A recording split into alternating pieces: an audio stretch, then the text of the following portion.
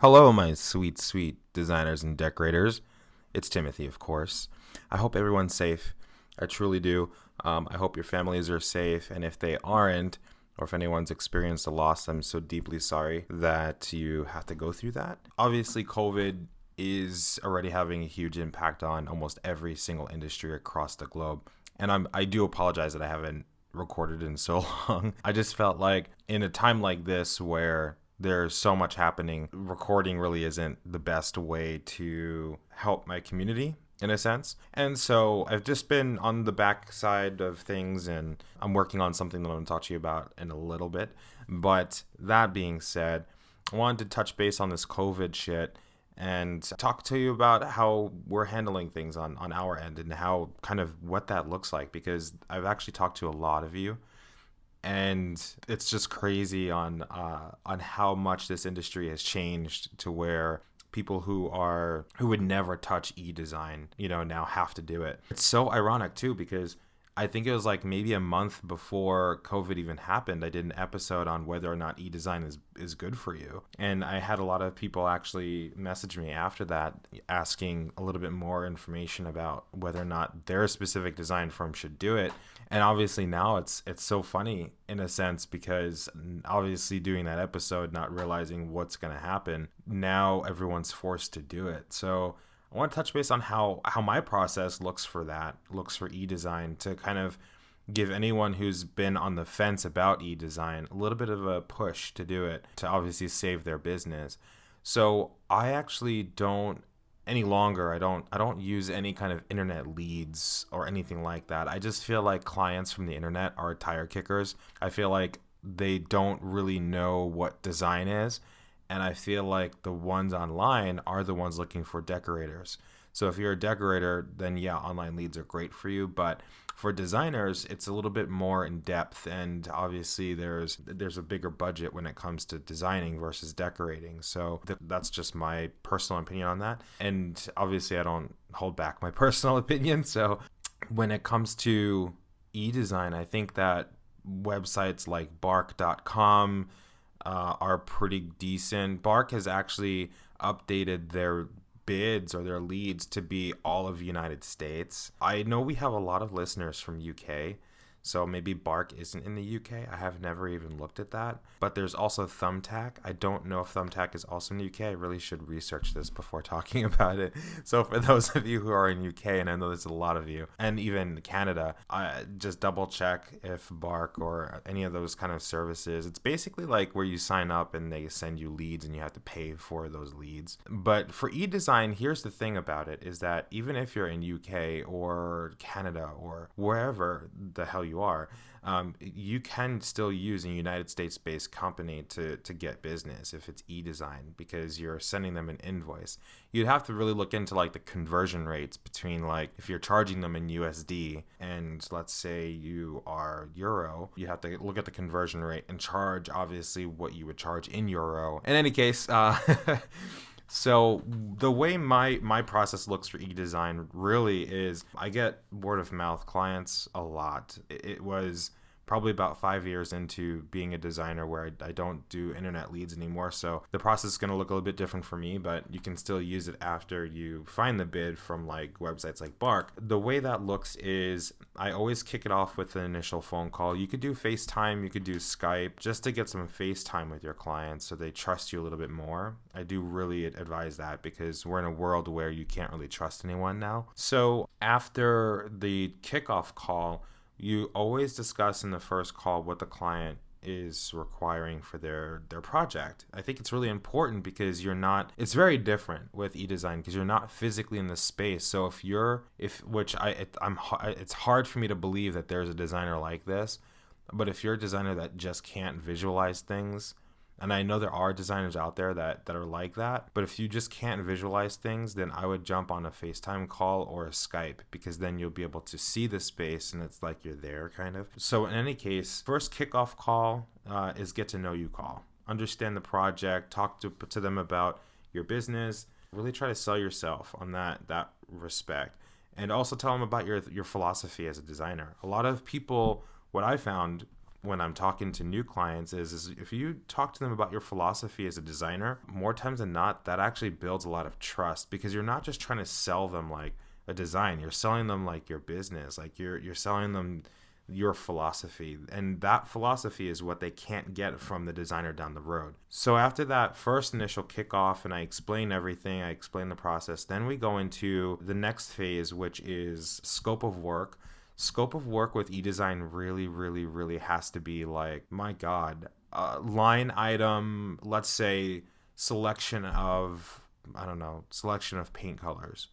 And then below that, you really need to get detailed into like what exactly it is that you're selecting. Like selection of paint color for kitchen north, south, east, west wall. Selection of color to include 3 total selections plus 1 accent wall. Just get really fucking detailed, because you're now kind of stepping away from dealing with people in your own state or county or whatever the case is, and now you're dealing with someone in a different state. Like there's now jurisdictional laws that you have to follow for them, and if they wanted to sue you for anything, now you have to take a flight to their state, because they're going to sue you in their state, because that's where the work was done. So not only would you have to make sure that your contract is covered statewide, but also really countrywide, because you want to make sure that your contract is legally bound in their states, and state laws are different too. This is even more so for someone living in UK. If you're going to do business with someone in United States, and they want to sue you in the United States, obviously you're not going to take a flight to the United States to fight them in court. I don't know the legalities behind that, but I would definitely talk to your lawyer to make sure that the worst case scenario, if someone were wanting to sue you, how that would even look like, because there's a lot of shit with that you don't want to get into. But in any case, make sure you're extremely detailed on your scope of work. Have the client sign the scope of work, then you go into the contract. Once that's done, during the contracting phase, I actually send them a questionnaire. The questionnaire I've actually done on Typeform, Typeform. Typeform is really good. It is a bit, it does basically cost money.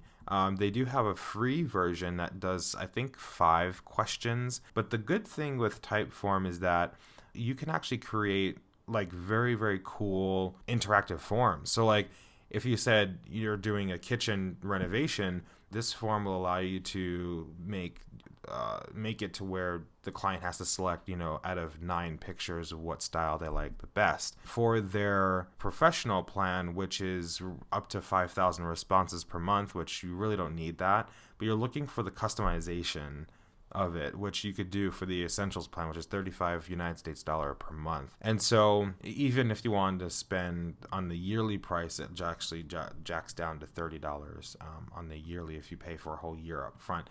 But using a service like that, where your clients are answering a lot of questions based on there, you can actually really understand their space even more and what their style is. You don't need to be face-to-face to understand that. So after I send them this questionnaire, I think my questionnaire is like 35 questions, and it goes into like very detailed questions like these patterns, and I show pictures. So out of these 6 patterns, what's your favorite? And then I show the same patterns. Out of these 6 patterns, what's your least favorite? I also have them rate certain things. Like here's a picture of a kitchen. Rate this from 1 to 10. 1 being the worst kitchen you've ever seen, 10 being the best kitchen you've ever seen. And I actually also include in these pictures, I do a mixture. I do some of them are my own pictures, and some of them I actually grab from Google, because my work is, I'm not tooting my own horn here, but my work is pretty good. So it's not the best, I know, and I'm my best critic, to be honest with you, our biggest critic, I should say. But I actually throw it in there because then it gives me an idea too. But I choose Google Images to find really crappy pictures of kitchens. After I feel like I'm boring. I don't know. After the questionnaire, I then go into giving them a guide to how to measure their space. So this guide kind of shows them an example floor plan, and it shows them exactly how to measure, because measurements are fucking gold when it comes to kitchen renovations, even selecting furniture, you need to know how big the living room is, or the room that you're designing for, because if you don't, then obviously you could be purchasing a bed that's too big, right? So I give them a guide for measurements, and then I give them a sheet. The sheet kind of goes onto, the room, the wall. So it'd be north wall, south wall. So what I determine as north, south, east, or west is the second you walk into that room, the wall facing directly across from the door is going to be your north wall. The door that you just walked through is south, and then left is west, and right is east. I always ask them to measure. I give them a sheet to write all the measurements in. You want to make sure it's also legible too. So you could either have them write it in. There's been times where clients write shit in and it's like really chicken scratch, and I have to really figure out what it says, or contact them and be like, hey, what does number 5 say? Hey, what does number 23 say? With kitchens, it's even more in depth, because then you need measurements of like where the middle of the sink falls from like the east wall, or like the wall closest to the corner of the kitchen, and then even like where the gas line falls from that side too. So there's even more measurements involved in the kitchen renovation. So I give them that guide. I give them a couple of days, probably about a week to do. And then from there, once I get those measurements, we get right into designing. So I do 3 for everything. But after I get those measurements, I then create floor plans and elevation views, and I do 3 different designs. Let's just say for kitchen and bath, because that's what I primarily am, is a kitchen and bath designer. So for kitchens and baths, I always do 3 complete designs. It's fucking daunting. Now, don't undersell yourself too, especially with eDesign. eDesign's not meant to be a full design service. It's really meant to help people in a time where they can't have a designer inside their house. So it's a lot to do with DIY, really, or helping them kind of get the design out. So make sure you're going to charge enough if you're going to do 3 designs, because you wouldn't want to charge like $500 per room, and then you're doing a kitchen renovation where now you're spending 60 hours doing a design. I do 3 of everything, so 3 complete floor plans, and then there's a set of elevation views to go with that. From there, I send that over to the client. They sign off, or they give me revisions. The client really is only allowed a certain amount of revisions. There's no specific amount with us, but it's within reason. Like, for example, if we give you 3 complete designs and you're like, hey, Tim, yeah, these designs are shitty. I want new ones. I'm not going to do 3 more designs. Because at that point, you're just trying to get as many design options as possible so you can go and find another designer to source the material. It doesn't work like that. What I do is I say in the contract is revisions within reason. And I give an example. An example would be, hey, Tim, I don't really like the positioning of the refrigerator. Ideally, I would like the pantry to be on the right side because the refrigerator's on the left and I'm a lefty, and whatever the fucking excuse is. Then I'll go reconfigure just the refrigerator. So I'm really, really careful with revisions. And if a client gives me a set of revisions that are just unrealistic, like they want to change everything in every single design, then they're not a serious client. And it rarely happens, at least for me. So after they sign off on a floor plan, then we go into material selection. Once they sign off on the floor plan, then we go into the amount needed for everything. So the backsplash, how much flooring we're going to need, so on and so forth. And we give that all that information to them in this like finalized package. I don't include 3D renderings in eDesign. That's an extra charge because it just costs too much time to actually do. So I would get yourself like, a menu in a sense of like your eDesign package and what that looks like and how much it is. And if there's any extras, then how much the extras are and what those extras are. Once we go into material selection, we give the client like a laundry list of everything that's included, where to purchase it. Now that's a lot of research too, because if you're selecting a tile, I would not select a tile that you can purchase online because that avoids the warranty, especially if it's in a different state. Or a different country of the matter. Source locally for them. It's going to take a lot of research, but just search their city that they're in. You're going to have that information anyway. and just search, tile companies. Arizona Tile is in many states and many cities. So try to find like a company chain that you like to deal with. And then from there, after the laundry list, we give everything to them in a single package, but we collect the final payment before we deliver the final results. And then that's really eDesign. And then they do with it what they will. eDesign doesn't mean that we're project managing remotely. eDesign doesn't mean that we are sourcing or buying the products for the client to deliver. You could do that with furniture, but I would steer away from that. With eDesign, it's more of the client is doing a lot of work themselves. They're just getting assistance from the interior designer. So my friends, that's really like my whole process for that. You obviously can make your own process based on this episode, but I think in this time of COVID and a lot of the shit that's going on, it's really important to adjust your business to the times that we need to make sure you're safe first and foremost, but also your clients. As a designer, you're also supposed to make sure that you have the safety and well-being of your clients as your first priority. So that's really important too, to keep in the back of your mind. What I'm working on. So I've been kind of MIA a little bit. I'm working actually on a platform for interior designers. It's going to be a project management platform, but with also a focus on business. I know a lot of those platforms like, I don't even know.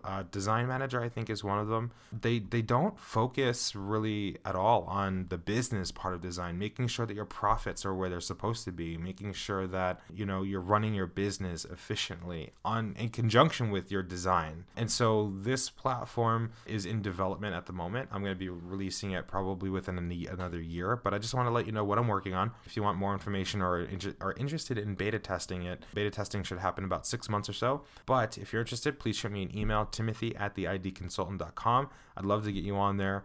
Any beta testers will have free lifetime access because they're beta testers. So if you really are looking for a platform that you really want to focus on the business part of your business, really, and in conjunction with the design part of your business, shoot me an email, and then we'll talk some more about some features that you want.